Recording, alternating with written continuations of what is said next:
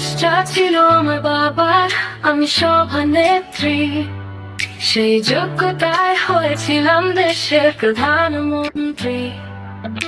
ভোটবিহীন ক্ষমতায় ছিলাম জোর জুলুম করে, প্রতিবাদী কণ্ঠ শুনলে ছেড়ে দিতাম ভরে। তোমরা আমার চোর বলো, দুঃখ নেই তাতে, বাকি জীবনটা কাটবে সুখে চুরি টাকা দিয়ে। আমি এখন বুড়ো মানুষ, বয়স হলো 80, জানি তোমরা দেশে গেলে দিয়ে দিয়ে দিবে ফাঁসি।